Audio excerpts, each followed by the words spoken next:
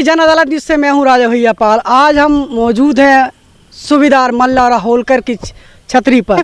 ग्वालियर के मशहूर समाजसेवी इतिहासकार रामबरन सिंह बघेल हमारे साथ जुड़ रहे हैं। बहुत बहुत स्वागत। धन्यवाद। जो है चंद्रगुप्त मौर्य, सम्राट अशोक, क्या ये बघेल समाज से आते हैं? बिल्कुल जो है बघेल समाज से आते हैं, क्योंकि चंद्रगुप्त मौर्य इसका इतिहास दिल्ली के संसद में 5वें गेट पे जहाँ का वाइसराय था हाडिया, उसकी पत्नी श्रीलंका से, वो बौद्धिस्ट है, वहाँ से मूर्ति बनवाई और राजधानी कलकत्ता से 1912 में दिल्ली में आई। वहाँ पर संसद भवन में उनके गेट लगा है, उसमें स्पष्ट लिखा है कि shepherd boy Chandragupta Maurya dream of India he was to create. ये तो अंग्रेजी में, और हिंदी में है बालक चंद्रगुप्त मौर्य भावी भारत के निर्माण में स्वप्न मग्न।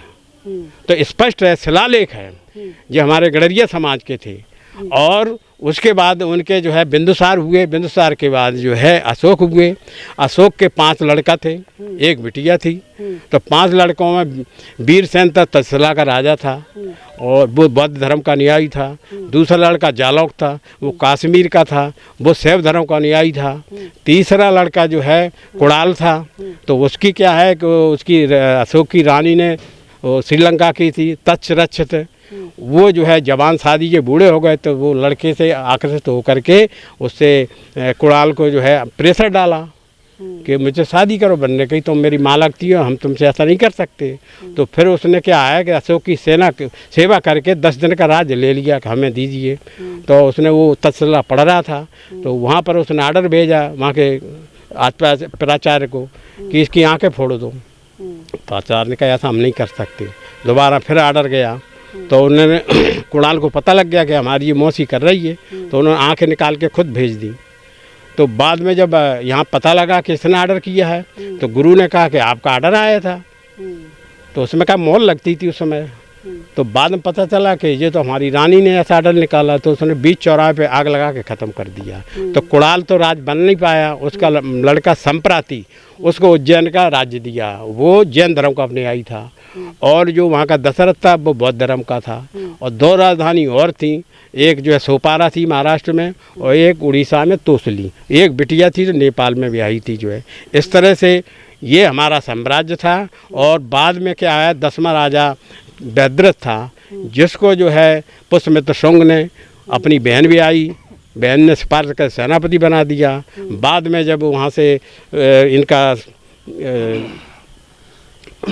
कुषाणों का हमला हुआ, तो कनिष्क था, उसके पहले बेमा कुलफेस आया। हाँ। ने कहा कि चंद्रगुप्त मौर्य सम्राट अशोक बघेल समाज से आते हैं, जो कि दिल्ली के 5वें गेट पर लिखा है, संसद गेट पर शिलालेख स्पष्ट है।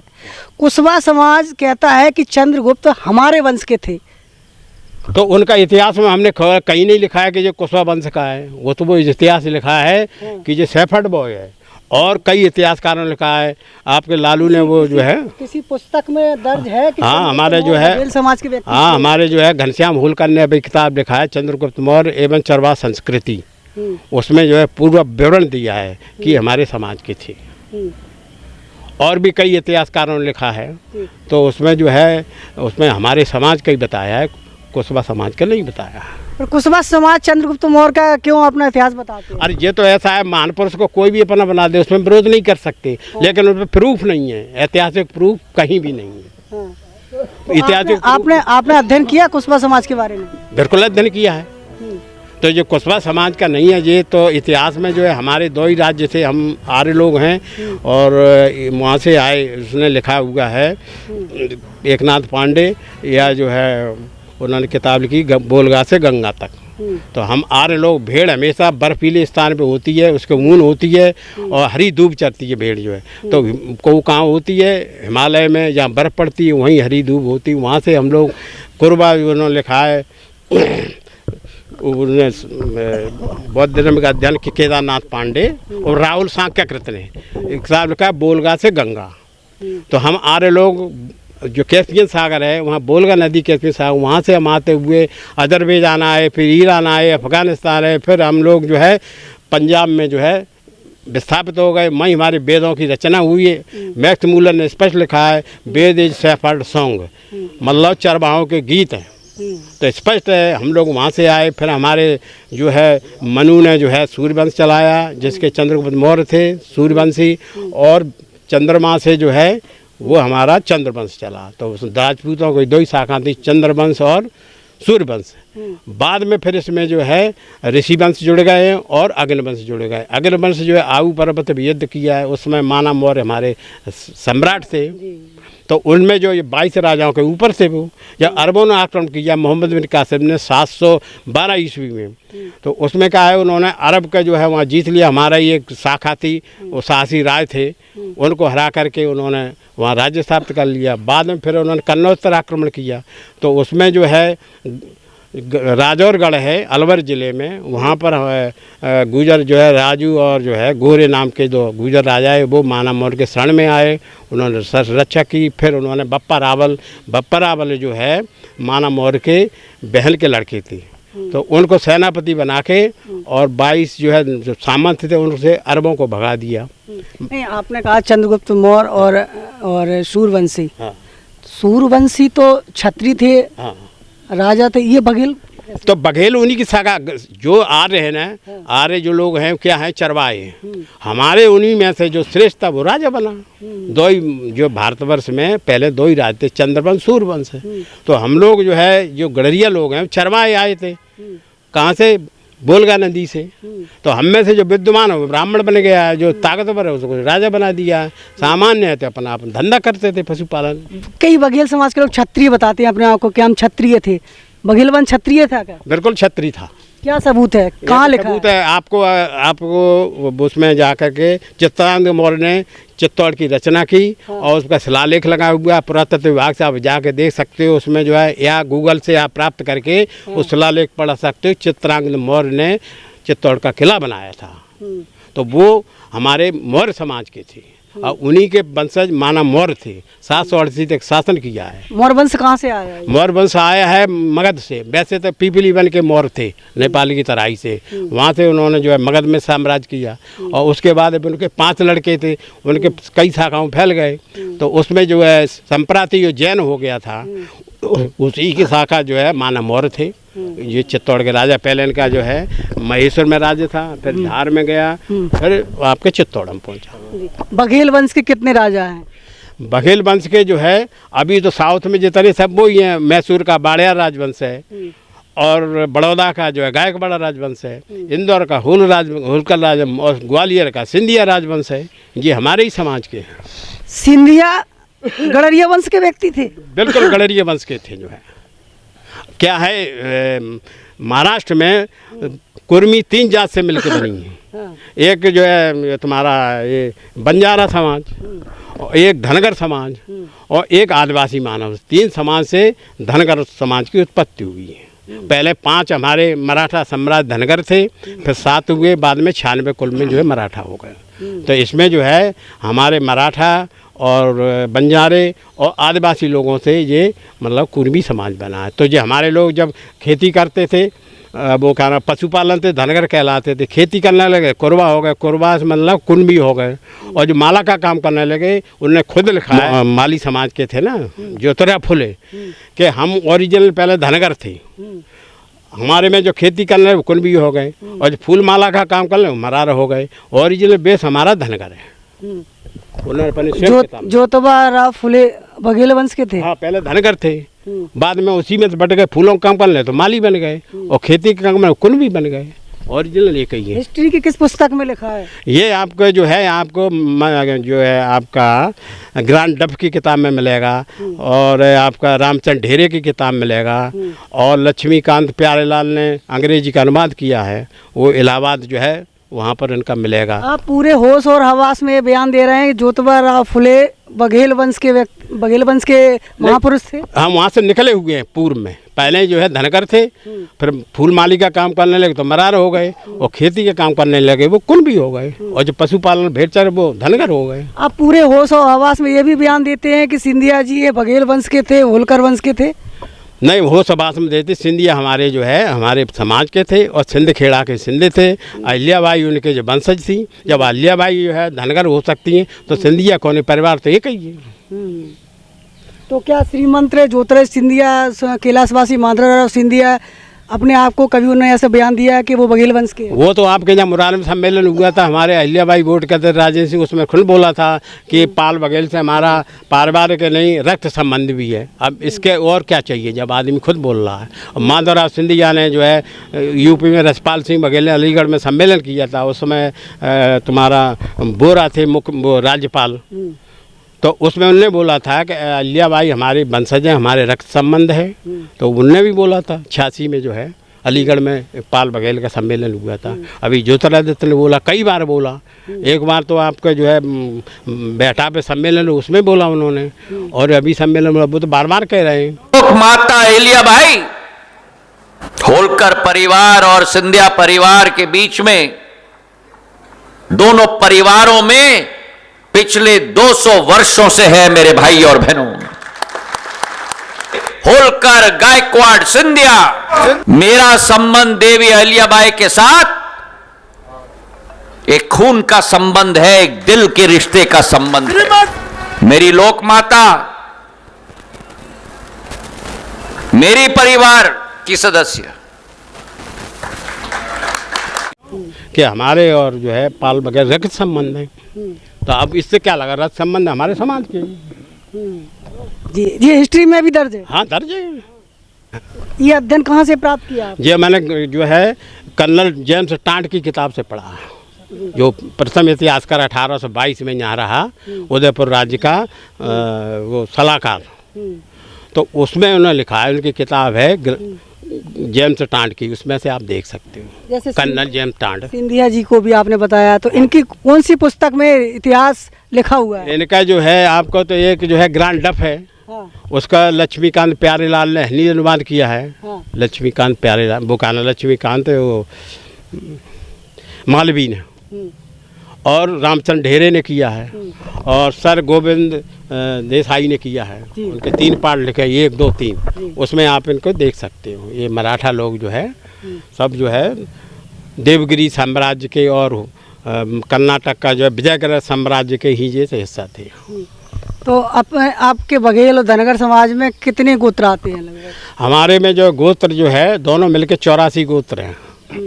वैसे तो अन्य गोत्रों का क्या है, गांव के नाम से, महाराष्ट्र में सब गांव के नाम से, होल गांव से होलकर हो गए, 40 गांव से 40कर हो गए, भोस गांव से भोसले हो गए। तो इस तरह से जो है गांव के नाम से भी है। और पुराने समय में हमारे में जो है 42 नीखरों में 42 84 गोत्र थे। 84 गोत्र। गड़रिया समाज की उत्पत्ति कैसे हुई? गड़रिया समाज की उत्पत्ति तो जो आदिम जाति है, मनुष्य पहले शिकार करता था जंगलों में, फिर धीरे धीरे देखा संख्या बढ़ी तो शिकार से काम नहीं चलेगा, तो उन्होंने पशुपालन किया। पहले उन्होंने कुत्ते को पशुपालन बनाया, शिकार में सहयोग करता था।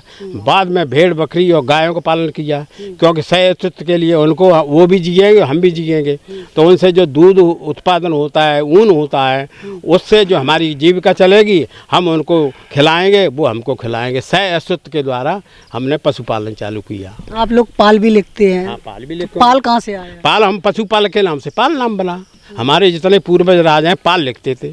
चाहे आप कुशवा, ये हमारा नरवर का हो तो यहाँ पर पाल लगाते थे, करौली के रियासत वहाँ पाल लगाते थे। आपके राजस्थान के जो राजा थे अधिकतर पाल लगाते थे। पाल वंश में कोई राजा भी हुए? हाँ हुए, 19 राजा हुए हैं। गोपाल पाल माँ जो है 785 ईस्वी बंगाल में जो पाल वंश चला, और उसके 19 राजा हुए।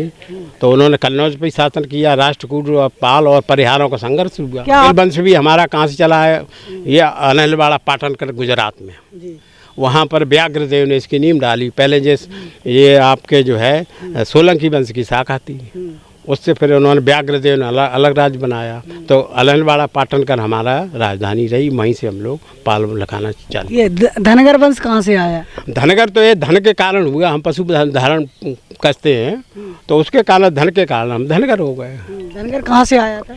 धनगर तो हम कह रहे हैं बोलगा नदी रसिया में है ना, तो राहुल सांका कृष्ण ने इतिहास लिखा है बोलगा से गंगा, उसमें आपका पूरा हमारा कुरुवंश का इतिहास लिखा है। को धीरे धीरे आबादी बढ़ते गए तो अजरबैजान, फिर ईरान, फिर अफगानिस्तान, फिर पंजाब में आकर के यहाँ हमारे लोगों ने वेदों की रचना की है। मैक्समूलन ने भी लिखा है कि वेद इज शेपर्ड सॉन्ग। गुर्जर भी आपकी समझ से आते हैं? बिल्कुल, हमारे समाज से शाखा ही है। जो है देखो, यादव, गुर्जर और गड़रिया और ग्वाला, ये सब एक ही पशुपालक हैं सब। इनमें जो है आपस में केवल पशुपालक हैं इसलिए ये चीज़ है कि हिस्ट्री में कहीं लिखा हुआ है? हिस्ट्री में तो कहीं नहीं है, हिस्ट्री में तो यही पशुपालक हैं। और उसमें हमारे लिखते भी ये मालवा में हमारा समाज गुर्जरगारी और ग्वाला लिखते हैं, तो कृष्ण का वंशज ये अहीर भी बताते हैं, हम भी बताते हैं। इस नाते से आपके समाज के लोग यादव क्यों लिखते हैं? हमारे समाज के नाम यादव इसलिए लिखते हैं कि हम गाय को पालने वाले थे। हमारा ग्वालियर क्षेत्र है, ये गोप क्षेत्र बोलाता था। इसको जो है गोप क्षेत्र था। यहाँ पर हमारे ग्वालपर ऋषि थे, उन्होंने जो है यहाँ पर नीम डाली। उसका एक दुआ भी है कि गोपांचल महादुर्गे ग्वालपा तिष्ठते ऋषि सिद्धि प्रदातारो ते नमति दिने दिले ता ऊपर ऊपर सिद्ध रहो आदि अंत नहीं को लाओ आदि थान तपसी करो नाम ग्वालपा सिद्ध सू कहें। फिर उसको किसने गालिब कर दिया। इनका हमारे भिंड जिले में गुलनपुरा गांव, माँ का मूल इनका जन्म स्थान, माँ लगा हुआ ग्वालव ऋषि की तपोभूमि। तो ग्वालव ऋषि कौन थे? ये मतलब ग्वालपर ऋषि थे। ग्वालव ऋषि तो सतयुग में हुए थे और वशिष्ठ के वो शिष्य थे। तो बुद्ध सतयुग थे, ये तो हमें वर्तमान हुए हैं 175 ईस्वी में। ग्वालियर के राजा बघेल वंश के थे। हाँ, पहले नरवर के थे। बिंदुसार ने और वहाँ पर जो है इनका राजधानी रोहतासगढ़ थी, भगवान राम के वंशज हैं। फिर बिंदुसार ने इनको रोहतासगढ़ से नरवर का राजा बना दिया और नरवर से फिर जो है सियोनिया के राजा सोहनदेव थे, उनका कुष्ठ था। वो किले पे आए, मोहना से आए, प्यास लगी तो यहाँ पर ऋषि के आश्रम में गए तो ऋषि से पानी पिलाए। बोले तुम्हारा कुष्ठ है, बोले कि तुम इतवार को ऊपर सूरज कुंड है वहाँ में नहाना, तो कुष्ठ ठीक हो गया। बोले और गहरा कर दो, तो सूरज कुंड अभी भी बना हुआ है। तो ग्वालपर ऋषि ने आशीर्वाद दिया कि यहाँ किला बनाओ, हम पे पैसा नहीं है। तो बाबा ने कुछ पैसा दिए तो किला की नींव डाली और उन्होंने ये कहा जब तक पाल वंश लगाओगे तब तो तुम्हारा राज्य रहेगा। आखिरी राजा तेजकरण, उन्होंने पाल नहीं लगाया और मोरागढ़ में जो है चौहानों को यहाँ शादी करने चले गए। अपने भानाज महमूद गजनवी ने कन्नौज पर आक्रमण किया, उनका राज छुड़ा लिया। मतलब पाल लिखना जरूरी था? हाँ, पाल लिखना, तभी उनका आशीर्वाद था। नहीं लिखा तो राज चला। ग्वाला ऋषि का आशीर्वाद था? हाँ, ग्वाला ऋषि का आशीर्वाद था। पाल लिखना। बघेल वंश कहाँ से आया? बघेल वंश के राजा कितने हैं और बघेल वंश ने कितने साल शासन किया? देखो, बघेल वंश ने शुरू से ही जो है हमारे जो है दो वंश से, सूर्य वंश, चंद्र वंश, ये जो है रूस से बोलगा नदी से आए थे। इन्होंने हमारे वंश के जो पहले का था जो ताकतवर हो तो राजा बना देते थे और विद्वान उसको पंडित बना देते थे और साधारण है अपना धंधा करते थे। तो इस तरह से जो है अब हम ये नहीं कह सकते कि हमारे जहाँ से जितने राजा हैं हमारे समाज से कनेक्टेड थे। हम ही में से राजपूत जो सिलेक्टेड होता है वो राजपूत बन गए। सभी को राजा तो नहीं बनाया जा सकता है। जो सर्वश्रेष्ठ होता है वो राजा बनता है। राजा का लड़का, फिर राजा पहले क्या क्रमबद्ध था, राजा का ही लड़का राजा बनेगा। तो इस तरह से वंशानुगत था। तो अब वो हम लोगों से अलग कैटेगरी को जैसे वर्तमान में आई है। आप लोग राजा थे, राज्य किया, अब क्यों आपके लोग राज नहीं कर पा रहे हैं? इसलिए नहीं हुआ कि जैसा चौकीदारी क्यों कर रहे हैं आपके? चौकीदारी इसलिए शिक्षा के अभाव में हम जंगलों में चले गए। यहाँ पर मुसलमानों का राज्य था, अपना धर्म बचाने के लिए हम जंगलों में गए। जंगलों में तो आपको कनेक्टिविटी नहीं थी, सूचना तंत्र का अभाव के कारण हम अपने आप को अपना छोटा मान बैठे। तो आपका धन कहाँ चला गया? आप धनगर थे, धनवान थे। धन तो हमारे पास है लेकिन बुद्धि नहीं है। तो शासन के लिए बुद्धि चाहिए। बुद्धिजीवी व्यक्ति चंद्रगुप्त मौर्य था, कितना बड़ा चाणक्य था, सम्राट अशोक शासन किया। उस समय था, वर्तमान में तो हम पिछड़ गए ना। ये पिछड़ापन आया कहाँ से? युद्ध के कारण। युद्ध के कारण क्या होता है, अवनति होती है, एकदम उन्नति होती, फिर क्या क्रम होता है। कोई भी राजवंश को समय में उन्नति करता है फिर पतन होता है। तो युद्ध में हार गए आपके? हाँ, तो पतन हुआ हमारा। किससे युद्ध हुआ था आपका? अरे तमाम जो है मुसलमानों से युद्ध किया। पहले तो उसमें हुआ था साहसी राय से, अरबों से मोहम्मद बिन कासिम से। फिर बाद में आकर के जो है महमूद गजनवी ने हराया। उसके बाद जो है तुम्हारा मोहम्मद गौरी ने हराया। तो इस तरह से हम हारते चले गए। तो आपकी आर्थिक स्थिति कमजोर होती चली गई। हमारी रणनीति नहीं थी। हम लोग क्या सामने तलवार से लड़ते थे, उन पर तीर धनुष थे। तो युद्ध जो है शास्त्र से जीता जाता है। तो हमारे पास वो तकनीकी नहीं थी, इस कारण हम उम्मीद है कि अब आपका राज वापस लौट के आएगा। अरे अब आपकी जागृत शिक्षा हो गई, टेक्नोलॉजी हो गई तो शिक्षित तो हो जाए, ज्ञान बढ़ेगा तो फिर सत्ता प्राप्त करेगा। अब आज के प्रजातंत्र है, राजतंत्र नहीं है। आपने इतना इंटरव्यू दिया है, बहुत कुछ आपने कहा, इस दौरान आप पे कोई पिटीशन लगाता है तो आप उसके लिए तैयार हैं? हाँ बिल्कुल तैयार है, हमारे पास इतिहास के जो है पुस्तकें उसके आधार पे कह रहे हैं अपने मन से। बिल्कुल। तो आपकी जन अदालत न्यूज के एक्सक्लूसिव इंटरव्यू में आज बहुत बड़े साथकार रामबरन सिंह बघेल, जिन्होंने तमाम पुस्तकों का अध्ययन किया और अध्ययन करने के जो बाद जो निचोड़ आया वो हमारे साथ पेश किया। यह इंटरव्यू कैसा लगा, कितने कुछ सवाल हैं, उस सवालों के जवाब फिर हम एक बार इंटरव्यू उनका करेंगे ग्वालियर में जाकर के। जितने भी आप प्रश्न पूछोगे उन सब के जवाब देंगे। जुड़े रहिए और पूछिए सवाल, जो आपके सवाल इस इंटरव्यू से आए होंगे। जुड़े रहिए हमारे साथ, और यदि इस इंटरव्यू में सच्चाई है तो इस इंटरव्यू को शेयर भी कीजिए और हमें लिखित भी भेजिएगा। बहुत बहुत धन्यवाद।